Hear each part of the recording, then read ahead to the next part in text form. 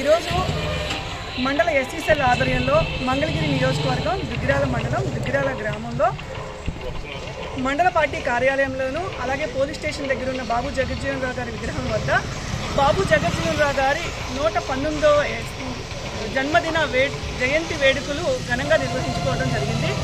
ఇక్కడికి విచ్చేసిన నాయకులందరికీ కూడా పేరు పేరున నా ధన్యవాదాలు.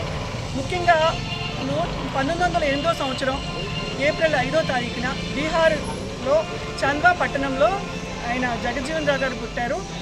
ఆయన చిన్న వయసులోనే స్వాతంత్ర సమరయోధుడు, ఎన్నో స్వతంత్ర పోరాటాల్లో పాల్గొనడం జరిగింది. అలాగే గొప్ప రాజకీయ నాయకుడు, అణగారిన వర్గాలకి సమాజ నిర్మాణం కోసం ఎంతో కృషి చేశారు.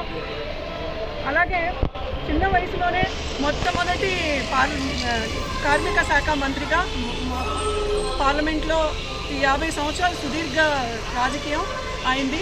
వ్యవసాయ శాఖ మంత్రిగా, రక్షణ శాఖ మంత్రిగా, అలాగే ఉప ప్రధానిగా కూడా సేవలు అందించున్నారు.